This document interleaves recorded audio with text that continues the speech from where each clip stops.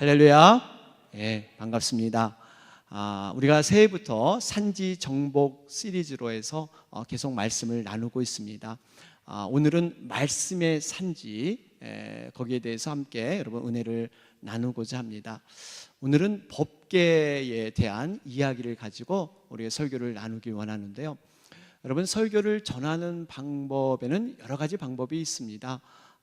우리가 보통 한 주제를 가지고 이렇게 이어서 전하는 주제 설교라 그러죠. 예를 들면 어떠한 사랑이라든지 기도라든지 믿음이라든지 한 주제를 선택해서 이렇게 연결되게 말씀을 전하는 방법이 있고요. 보통 제가 새벽에 많이 쓰는 방법은 이 강해 설교입니다. 새벽에는 말씀의 흐름을 따라서 말씀을 풀이하면서 이렇게 그 흐름과 맥을 통해서 은혜를 받는 이 강해 설교가 있고요. 또 한 가지 방법이 있는데 그것은 사건 중심, 이야기 중심으로 말씀을 전하는 이야기식 설교의 방법이 있습니다. 그것을 이제 내러티브한 그러한 설교라고 말을 하는데요. 오늘은 바로 그 세 번째 방법으로 좀 이야기식으로 어떤 사건을 중심으로 해서 이렇게 말씀을 전하면서 그 말씀 가운데 흐르는 그러한 교훈들을 여러분 함께 나누길 원합니다. 그래서 여러분들이 그 컬럼을 여러분 좀 참조하시면서 그 흐름들을 이야기를 잘 들어가면서 우리가 함께 은혜를 좀 나누고자 합니다. 오늘 우리가 이 대하는 사무엘서는요, 여러 가지 다른 성경에 비해서 특징이 있습니다. 그 특징이 뭐냐면 법궤에 관한 사건이 많이 등장하고 있다는 것입니다. 법궤에 대한 사건이 몇 차례 기록되고 있는 것이 사무엘서의 특징입니다. 여러분, 구약에서 법궤는 이스라엘 백성들에게 굉장히 중요한 의미가 있습니다. 여러분, 왜 그렇습니까? 법궤 안에 우리가 잘 알듯이 이 십계명, 하나님의 그 돌판 십계명이 법궤 안에 들어있기 때문입니다. 다시 말해 하나님의 말씀이 법궤 안에 들어있는 거예요. 그러다 보니까 우리가 지금이나 예전이나 여러분, 말씀은 곧 하나님이시잖아요. 말씀이 가라 하면 가고 말씀이 멈추라면 멈추고, 여러분, 우리가 말씀 따라 사는 것이 우리의 신앙생활이지 않습니까? 그래서 이스라엘 백성은 그 법궤를 통해서 하나님의 말씀에 순종하기를 무진 애를 썼습니다. 그리고 그들이 가는 곳마다 이 법궤를 메고 가서 하나님의 그 정말 선포를 하고 하나님의 능력을 경험했던 것이 바로 이 법궤에 있습니다. 법궤는 다시 말하면 하나님의 임재와 상징, 임재와 동행의 상징이 바로 이 법궤였습니다. 우리가 잘 알듯이 법궤가 움직일 때 여러분, 놀라운 능력이 나타나지 않았습니까? 가나안에 들어갈 때도요, 이 요단강이 넘실거리고 그렇게 높은 요단강이 있었는데요, 법궤를 메고 그 땅을 밟는 순간 물이 갈라지기 시작합니다. 또 우리가 잘 아는 여러분 여리고성 보세요. 여리고성은 난공불락의 성입니다. 도저히 인간이 무너뜨릴 수 없는 거지만 법궤를 메고 명령대로 돌았더니 그 성이 영락없이 무너지고 맙니다. 이 법궤는 정말 하나님의 능력을 나타내는 귀한 상징이 바로 이 법궤에 있었습니다. 그런데 이렇게 소중하게 다뤘던 법궤가요, 갑자기 순환을 당하기 시작합니다. 법궤에 관련된 얘기가 이제 사무엘상 4장부터 쭉 전개되게 되죠. 우리가 그 당시로 좀 돌아가 보면요, 그 당시는 굉장히 영적으로 믿음적으로 혼탁한 시대였습니다. 사사 시대부터 참 하나님의 말씀을 쫓기보다는 자신의 어떤 의견을 앞세우고 자신의 생각과 판단이 앞서던 시대가 바로 그 시대였어요. 이 타락이 오죽 심했으면 마지막 보루인 이 제사장까지도 타락을 했습니다. 그 당시 제사장이 바로 엘리 제사장이었죠. 영적으로 그가 굉장히 무디었어요. 이러한 시대가 바로 그 시대였습니다. 한 번은 이스라엘과 블레셋과 전쟁이 일어났습니다. 이스라엘 백성들은 우리가 하나님과 함께 하시니까, 하나님의 백성이니까 우리가 이길 거야, 이렇게 정말 자신감 있게 그 싸움에 임했습니다.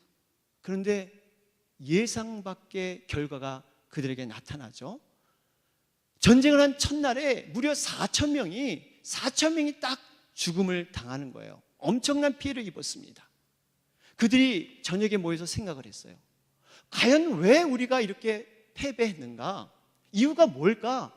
그들이 고민한 끝에 생각해낸 것이 법궤였습니다. 야, 맞아. 우리 옛날에 조상들은 법궤를 앞세우고 싸웠더니 모든 걸 승리했어. 그래, 그 법궤를 가지고 가면 우리도 승리할 수 있을 거야. 그들은 실로에 있는 그 법궤를 가지고 다음날 전쟁터에 나갔어요. 이 법궤가 돌아오니까 이 이스라엘 백성들, 군사들이 사기가 진작돼서 정말 땅이 움직일 정도로 이렇게 충만했습니다. 우리가 반드시 이긴다 하고 싸웠어요. 그런데 이게 웬일입니까? 오히려 이제는 예전에 4,000명이 정말 죽음을 당했는데 이제는 오히려 3만 명이라는 엄청난 숫자가 오히려 다 죽음을 맞이하게 됩니다. 더군다나 그들이 능력의 상징으로 여겼던 법궤마저도 적군에게 뺏겨버려요. 엄청난 피해를 입습니다. 여러분, 우리가 가끔 이 영화를 보면 이 패전국가가 어떻게 그 패전국으로 인정되냐면요, 국기를 뺏깁니다. 그래서 국기는 뺏기지 않기 위해서 지도부가 끝까지 이 국기를 정말 이렇게 보관하면서 그것을 이렇게 소중히 다루는데요, 이 국기가 뺏기면 그 나라는 패망했다 이렇게 보는 거죠. 우리가 이 서울 탈환할 때 중앙청에 이 국기, 태극기를 여러분 올리지 않습니까?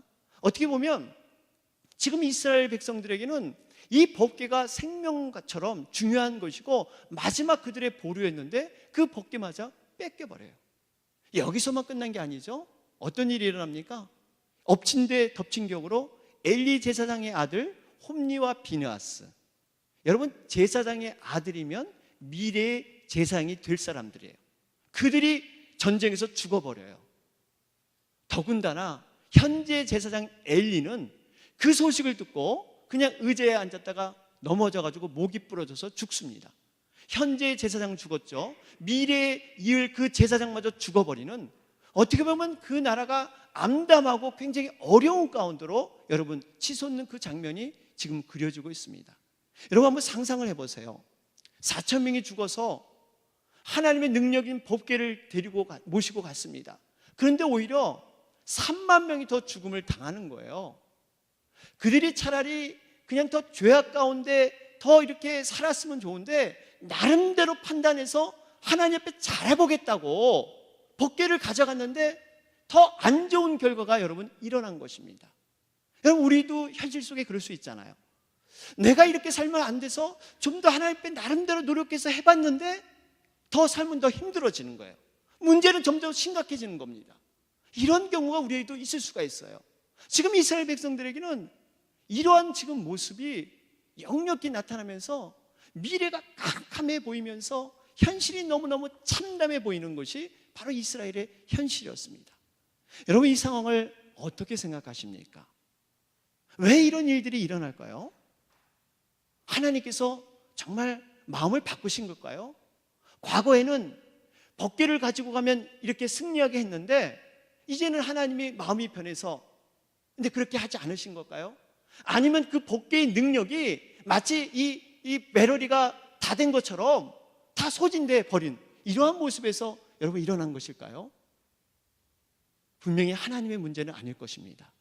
하나님께서는 어제나 오늘이나 동일하신 분이에요. 하나님은 동일하신 분이십니다. 그런 문제가 어디에 있었을까요? 바로 이스라엘 백성들의 문제였습니다. 이스라엘 백성들의 문제였어요. 법궤를 믿음으로 대하는 것이 아니었습니다. 그들은 법궤를 마치 복을 주는 부적처럼, 부적, 여러분 부적 아시죠? 여러분 저도 어렸을 때 이 부적을 많이 주변에서 봤습니다. 제 친구들이 이 부적을 몸에 이렇게 지니고 다녀요. 이렇게 운동에 복을 갈아입으려 보니까 뭐가 뚝 떨어져요. 그래서 뭐냐 할 때 부적이에요. 그 엄마가 꼭 갖고 다니랬대요. 교통사고 당하지 않으려면 이 부적을 꼭 갖고 다녀요. 또 어떤 분은 이 부적을 뭐 이렇게 벽에 속에다 이렇게 넣어야지만이 뭐 자다가 이렇게 뭐 죽지 않는다 그래서 이 벽에 속에 부적을 넣기도 합니다. 또 이렇게 집에 들어가면 이 부적을 이 출입구에다가 딱 붙여놓잖아요. 그래야 뭐 악귀가 떠나가고 뭐 그런다나요. 그래서 이 부적을 많이 사용하는데요. 여러분 부적이 뭡니까? 부적은 내가 안전하고 그저 내가 복받겠다는 거예요. 그저 내가 그 부적은 살아있는 게 아니라 그냥 나에게 그냥 어떠한 복을 주는 그러한 도구로 사용하는 것이 여러분 부적입니다. 지금 이스라엘 백성들은 하나님을 부적처럼 사용하고 있어요. 하나님의 말씀을 부적처럼 이용하고 있습니다. 그들이 법궤를 비록 갖고 나갔지만 과거와는 분명히 달랐습니다. 믿음이 없었어요. 하나님을 경외하지도 않고 하나님에 대한 예배적인 삶을 살지도 않고 그들은 타락된 세상의 죄를 지면서 오로지 전쟁 한번 이겨보겠다고 그 법궤를 끌고 나갔던 거예요.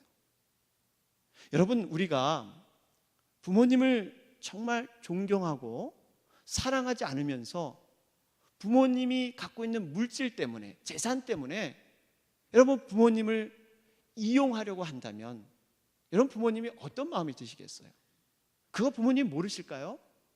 정말 나를 사랑하고 존경해서가 아니라 그 재산 때문에 마치 지금 이스라엘 백성들은 하나님을 이렇게 이용하고 있는 거예요. 여러분, 우리 하나님은 과연 우리에게 어떤 존재일까요? 혹시 우리들도 이 이스라엘 백성들처럼 하나님의 말씀을 부족처럼 여기면서 나에게 복 주는 존재로, 나를 행복하게 해주는 존재로 여러분 여기고 있지는 않습니까? 바라기는요, 우리들은 적어도 우리가 원하는 곳에 하나님을 옮기려 해서는 안 됩니다. 하나님이 원하시는 곳에 우리가 그곳에 머물러 있기를 주님의 이름으로 축원합니다. 이러한 신앙을 가져야 돼요. 하나님이 원하시는 곳에 우리가 그곳에 가야 돼요. 우리를 하나님을 끄집어내리려고 하면 안 돼요. 내가 있는 곳에 하나님을 끄집어내려서 나의 하나님으로 만들면 안 된다는 얘기예요. 이러한 순환을 당하다가요, 법궤가 우여곡절 속에 7달 만에 이스라엘로 돌아옵니다. 벳세메스라는 곳으로 돌아오게 되죠. 백성들이 얼마나 기뻤겠습니까? 드디어 적에게 뺏겼던 그 법궤가 드디어 우리 곁으로 다시 돌아오게 된다. 엄청나게 기뻤습니다. 그런데 또 문제가 발생하게 됩니다. 이 벳세메스에 있는 사람들이 기뻐서 하나님 앞에 예배 드리고 제사 드린 다음에 그 후에 마음에 호기심이 생겼습니다. 과연 저 법궤 안에 무엇이 들어있을까? 과연 저 법궤 안에 보고 싶은 그 마음에 호기심이 들었어요. 여러분, 이 호기심이란 말은 우리가 지금 요즘 이렇게 생각하면은 어떠한 이렇게 좋은 뜻으로 이렇게 사용이 될 수 있습니다. 이렇게 아이디어를 떠오르게 하고 이 창의력. 그래서 여러분 호기심이 많아야 된다 그러잖아요, 우리 자녀들이. 그래서 이렇게 뭔가를 개발하고 자꾸 관심을 갖게 되는데, 성경에서 말하는, 적어도 하나님 앞에서 말하는 이 호기심은요, 좋은 뜻이 아니에요. 내 내적인 욕망, 내적인 욕구를 만족하려고는, 어떻게 보면 내 생각이 하나님 생각보다 앞선 것이 이 성경의 호기심이에요. 우리가 잘 아는 예가 바로 창세기의 하와는 호기심이 많았어요. 그래서 여자분들이 호기심이 많은지도 모르겠어요. 하여튼 호기심이 많았어요. 선악과를 따먹지 말라고 분명히 하나님이 말씀하셨는데 선악과를 경건의 모습으로 보고 그 약속을 기억하면 됐는데 이걸 기어이 따먹고 싶은 호기심, 이 호기심이 작동을 했던 거죠. 결국 그래서 타락해서 심판을 받게 되는 거예요. 마찬가지로 지금 이 벳세메스 사람들은 이 호기심, 그 법궤 안에 무엇이 들었을까, 이 호기심이 작동이 돼서 그걸 들여다 보게 되는 거죠. 어떻게 됐습니까? 다 즉사 죽임을 당하고 맙니다. 하나님이 그냥 다 죽여버려요. 하나님을 하나님으로 인정하지 않고 경외하고 따르기보다는 어떤 자신의 궁금증을 해소하는 대상으로 하나님을 여겼던 것입니다. 우리는 여기서 이 법궤에 대한 이스라엘 백성들의 모습을 보면서 한 가지 깨닫는 것은, 어떻게 우리가 하나님의 말씀을 대할 것인가, 우리가 어떠한 태도와 어떠한 자세로 하나님의 말씀을 볼 것인가 하는 교훈을 우리는 생각해 볼 수가 있습니다. 하나님의 말씀은요, 인격적인 그러한 하나님이십니다. 임재와 동행이 일어나는 거예요. 그것이 정말 죽은 존재로 나에게 단순히 부적처럼 복을 주는 도구가 아니라는 것입니다. 하나님 무엇보다도 우리와 대화하길 원하세요. 마음을 주고받길 원하세요. 살아있는 하나님은 우리와 얘기하고 싶은 거예요. 또한 나의 욕망을 만족해주는 존재가 하나님이 아니세요. 우리의 지적인 호기심, 말씀을 하나님의 말씀으로 보지 않고 성경을 많이 보고 성경 공부를 많이 했지만 나를 만족하기 위해서, 이 지적인 호기심을 채우기 위해서 아무리 말씀을 많이 알지만 삶의 변화는 없습니다. 그 말씀을 행하는 그러한 말씀의 움직임은 없어요. 여러분, 말씀을 우리가 많이 하는 게 중요한 게 아니에요. 한 말씀을 알아도 제대로 말씀을 우리 삶 가운데 실천하는 것이 진정한 말씀의 암인 줄로 믿습니다. 이 말씀을 우리가 바로 깨달아야 돼요. 이제 거저 많이 알고 있다는 것을 받기 위해서 그 호기심으로 여러분, 하나님을 따라서는 안 돼요. 여러분, 하나님 우리는 어떻게 따르고 있습니까? 단순히 복받기 위해서 우리가 신앙생활을 한다면요, 이건 잘못된 신앙입니다. 물론 이런 건 있어요. 하나님을 온전히 쫓고 따르다 보면 하나님이 주는 보너스의 복은 있습니다. 그런데 이 복받기 위한 것이 목적이 돼서는 안 돼요. 그것이 먼저 프라이어티가 돼서는 안 된다는 것입니다. 우리는 무엇보다도 죄로 말미암아서 심판받을 죽을 인생을 건져주신 그 구원의 은혜, 그 은혜 때문에 우리가 주님을 따르고 말씀 가운데 사는 것이 진정한 신앙인 줄로 믿습니다. 이러한 자세로 우리가 쫓아가야 돼요. 이러한 고난 가운데, 이러한 두 가지 사건 가운데 오늘 드디어 본문의 말씀이 이어지고 있습니다. 베세메스에서 사람들이 죽었습니다. 겁이 났어요. 야, 이거 법궤 함부로 건드려서는 안 되겠다. 그래서 옮긴 곳이 바로 기랏 여아림이라는 곳이에요. 기랏 여아림. 오늘 본문에는 2절에 보니까 바알레 유다라고 이렇게 소개했는데요, 같은 그런 위치입니다. 이 기랏 여아림, 바로 이곳으로 법궤를 옮기게 돼요. 그리고 그 법궤를 그곳에서 아비나답이라는 사람으로 하여금 지키게 합니다. 그런데 그러한 세월이 70년이 훌쩍 흘러버리게 되죠. 70년 동안 이 아비나답에 의해서 법궤가 기랏 여아림에서 보관되고 있습니다. 그런데 이 다윗이 문득 기도하다가 법궤를 생각해요. 자기는 편안한 곳에서 생활하면서 법궤를 생각해 보니까 안타까움이 듭니다. 그러면서 이 법궤를 예루살렘으로 옮겨야겠다, 그 결정을 하게 됩니다. 여러분, 여기서 보면 참 다윗의 그 아름다운 신앙의 모습을 볼 수가 있습니다.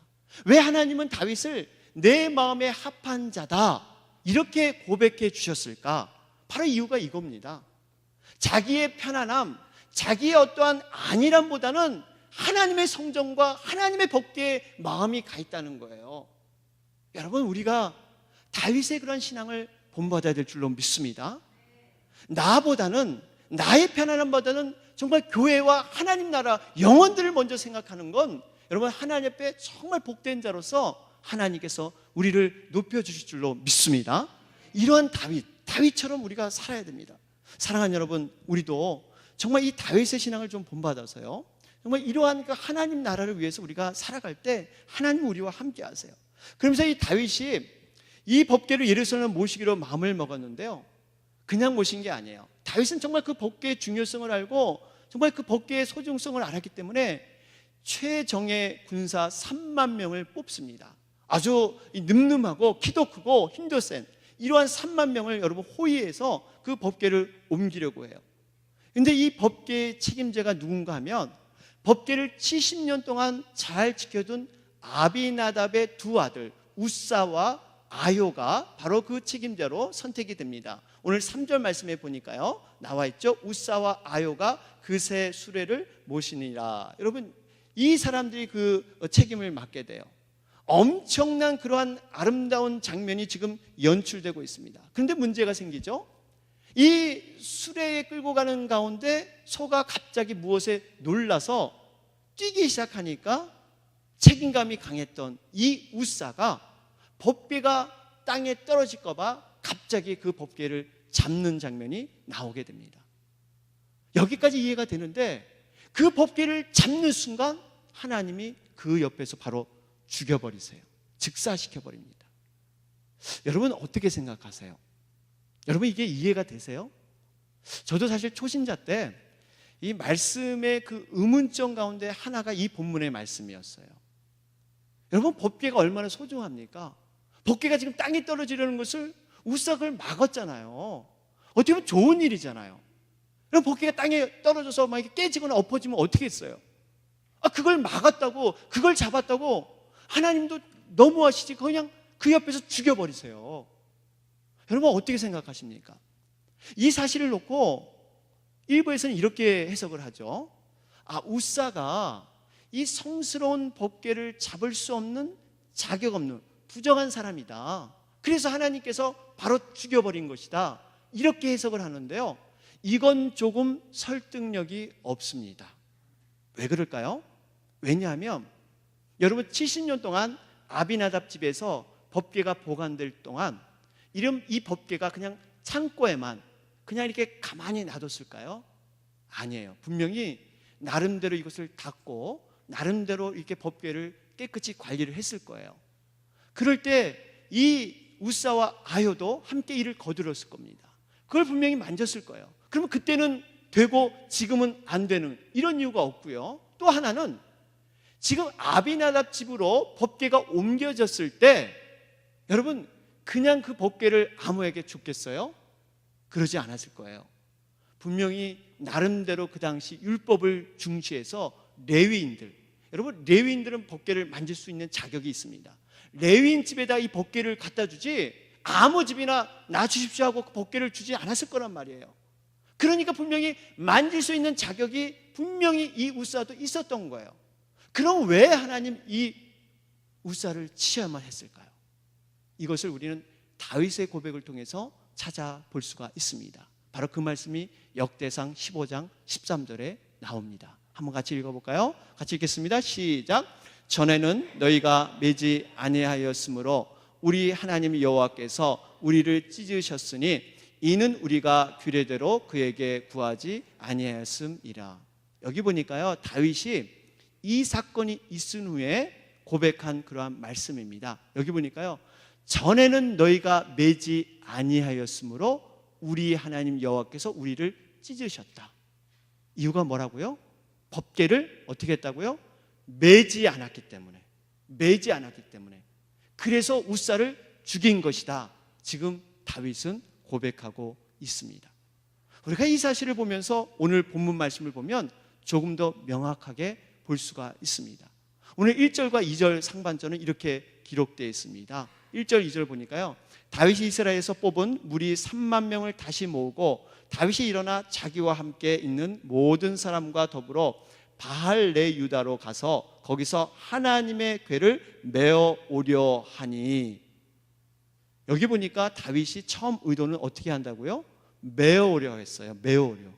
법궤를 메어 오려고 다윗은 처음에 계획을 했습니다. 그런데 오늘 본문 3절을 보니까 그 일이 틀어진 것을 볼 수가 있습니다. 오늘 본문 3절을 볼까요? 3절을 보니까 그들이 하나님의 궤를 새 수레에 싣고 산에 있는 아비나답의 집에서 나오는데 아비나답의 아들 우사와 아효가 그 새 수레를 모니라. 다윗은 처음 법궤를 메고 오려고 했는데 3절에 정작 법궤를 나올 때는 수레에 법궤를 얹어서 나왔다는 것입니다. 어째서 이런 일이 생겨났을까요? 이게 다윗의 책임일까요? 다윗의 생각이 바뀐 걸까요? 아니면 거기 제사장이 갑자기 다른 의견을 냈을까요? 이것은 분명히 우사와 아효의 그러한 결정이었다는 것을 볼 수가 있습니다. 우사와 아효는 70년 동안 법궤를 지키면서 이 법궤에 대한 자신감이 생겼던 거예요. 나름대로 판단이 생겼던 겁니다. 하나님의 궤는 굳이 매지 않아도 돼. 수레 끌고 가면 어때? 괜찮아. 그런 가감히 주장했어요. 우사와 아효가 어느덧 하나님의 말씀의 종이 됐던 그 사람이 궤의 주인이 되어버린 거예요. 자기의 판단과 자기의 생각이 하나님의 말씀보다 더 앞서갔습니다. 그리고 그 주인처럼 자기가 행세하게 된 겁니다. 여러분 5절 말씀을 보세요. 5절에 보니까 다윗과 이스라엘 온 족속이 잣나무로 만든 여러 가지 악기와 수금과 비파와 소고와 앙금과 제금으로 여호와 앞에서 연주하더라.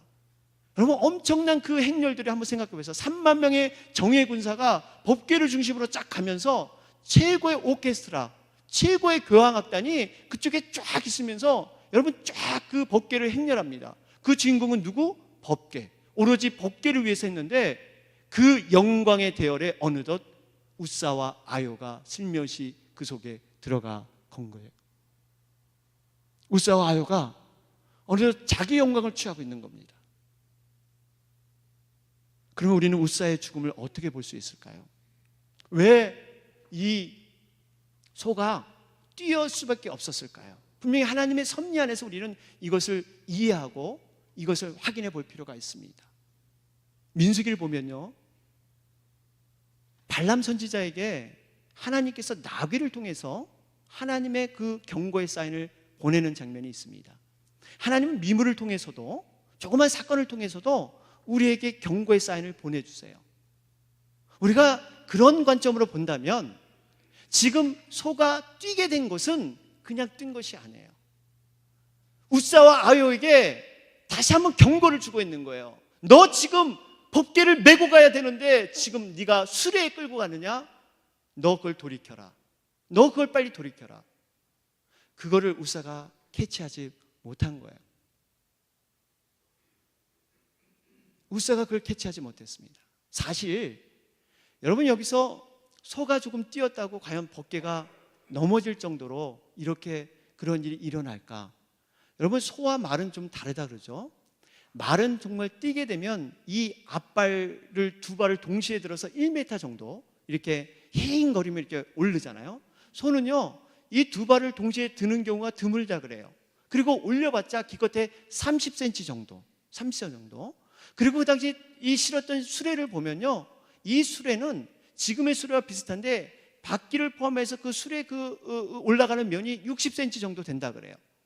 그 60cm 되고 이 법궤가 적어도 이 길이가 113cm, 가로가 68cm, 그리고 이 높이, 바로 이 높이가 한 68cm 이렇게 되는데 70cm가 조금 안 되죠. 그러니까 여러분, 60cm의 그 수레가 도는데 30cm를 조금 뛰었다고 해서 여러분, 그 수레가 법궤가 넘어질 정도로 그러한 진동이 있었을까? 우리는 추측해 볼 수 있습니다. 더군다나 나올 때, 수레에 나올 때 여러분 그냥 법궤만 딱 동그라니 얹어서 나왔겠어요? 나름대로 안전장치를 하고 이 수레에다가 법궤를 얹어서 나왔을 것입니다. 다시 말하면 법궤가 넘어지려고 하는 것보다 지금 이 웃사의 마음이 더 앞섰다는 겁니다. 실제로 넘어지는 것보다 이것이 내 것이라는, 내 법궤, 내 마음대로 주장한다는 그 마음이 앞섰던 거예요. 더 확실한 것은요, 이 붙잡았다는 얘기예요. 붙잡았다, 이 단어. 오늘 이 본문 보니까 6절에 이 손을 들어 하나님의 길을 붙잡았더니, 이 붙잡다는 말이 이 목사님들이 가끔 원어에 대해서 설명할 수밖에 없는 게 그런 의미가 있습니다. 여기서 붙잡았다는 것은요, 그냥 물건이 넘어지니까 순간적으로 이게 반사신경으로 이게 물건을 탁 떨어지지 않게 붙잡았다, 이런 뜻이 아니라 이 붙잡았다는 것은 내 것이라는, 내가 주인이라는 것에 그런 뜻이 여기 포함되어 있습니다. 야, 이거 내 물건인데, 이거 내 물건인데 하는 이 내가 주인이라는 이 붙잡음이 이 말뜻에 포함되어 있어요. 그게 무슨 의미예요? 70년이라는 세월을 법궤를 지키다 보니까 이게 하나님의 말씀이기보다는 내 말씀, 내 것, 자기가 스스로 이것을 주인 행사하며 자기가 주관하려고 하는 이 마음이 웃사와 아요에게 들어갔던 거예요. 여러분, 이 모습을 보면서 우리는 말씀을 어떻게 대하고 있습니까?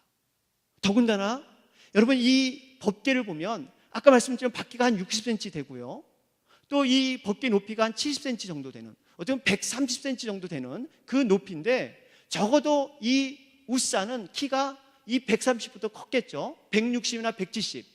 여러분, 그것을 내려다보면서, 하나님의 말씀을 내려다보면서 내가 주인인 것처럼 이것을 마음대로 다루고 있다는 사실입니다. 사랑하는 여러분, 우리가 오늘 법궤 이야기를 통해서 우리에게 주시는 교훈이 과연 무엇일까요? 우리는 말씀을 어떻게 대하고 있습니까? 첫 번째로 이 말씀이 살아있는 인격체로, 여러분이 말씀을 보고 말씀을 묵상하고 말씀을 암기할 때 이 말씀이 하나님의 살아있는 인격체로 여러분 그렇게 대하고 계십니까? 혹시나 이 말씀이 나에게 복주는 존재로, 말씀이게 존재하는 것이 아니라 나를 위해서 존재하는 부적처럼 여러분 이 말씀을 대하고 있지는 않습니까? 두 번째는 내가 이 세상에서 나의 욕구와 호기심, 내가 이 말씀을 만족하기 위해서, 그 말씀을 내가 행하기보다는 내 머리에 지적인 지식을 채우기 위해서 말씀을 들여다보며 연구하는, 여러분, 이런 모습이 우리에게는 없는가 말입니다. 마지막으로 우사처럼 내가 말씀과 친숙하다고 해서, 목사인 저도 참 찔림받는 그러한 이 경고의 말씀입니다. 말씀을 많이 대하는 게 목사예요. 말씀과 친숙하다고 해서 이것을 주인 행세하는, 나에게 주는 말씀보다 남에게 적용하는 말씀으로 이렇게 설교하고 많이 선포하고, 여러분, 이것이 말씀에 친숙하다 보니까 내 주인 행사를 하는 이러한 모습이 우리에겐 없는지요? 이것을 하나님은 원치 않으십니다. 말씀이 말씀되게, 정말 하나님의 말씀이기 때문에 우리가 그 말씀에 순종하는 것이지, 말씀이 나를 위해서 존재하는 것이 아니라는 사실을 우리는 깨닫게 되는 것입니다. 사랑하는 여러분, 안타까운 현실은요, 요즘 너무나 말씀이 많습니다. 말씀의 홍수 시대예요. 너무너무 좋은 말씀이 우리 주변에 많습니다. 많이 듣다 보니까 우리가 이제 귀가 이제는 이게 완전히 참 굵어졌어요. 아무리 말씀을 들어도 이제는 별로 반응이 없어요. 더 좋은 말씀, 나를 더 새롭게 깨닫는 말씀, 끊임없이 찾아갑니다. 아, 저 말씀 다 들었어. 저 말씀 저 끝이 결론이 저거야. 여러분 다 알잖아요. 다 알잖아요. 여러분 요새 목사 참 하기 힘들어요. 다 말씀을 다 알고 있기 때문에. 참 힘들어요. 그런데 정작 우리가 그 말씀을 정말 실천해 보려고 내가 몸부림치면서 그 말씀을 내가 한번 실행해 보겠다, 내가 안 되지만 한번 해보겠다, 이런 몸부림은 과연 우리에게 얼마나 있습니까? 저는 2016년 우리가 새롭게 시작하면서 정말 말씀의 산지, 2016년만큼은 내가 말씀만큼 한번 정말 실행해 보겠다, 이 작은 한 말씀만큼 붙들고 내가 실행해 보겠다. 여러분, 마틴 루터가 많은 말씀 갖고 종교개혁한 게 아닙니다. 오직 의인은 믿음으로 말미암아 살리라. 오직 의인은 믿음으로 말미암아 살리라. 이 한 말씀에 그가 영적으로 꽉 깨져가지고 목숨을 걸고 그 종교개혁을 일으켰던 거예요. 한 말씀이 한 심령을 움직여서 온 세계를 바꾸는 놀라운 일을 해냈다는 사실입니다. 사랑하는 여러분, 2016년 우리가 무엇보다도 이 말씀의 산지를 정말 정복해서 정말 말씀대로 우리가 살아가는, 그래서 우리가 연말에는 정말 작은 말씀이라도 우리가 실천했다는 이 고백이 우리의 있기를 주님의 이름으로 축원합니다. 아멘.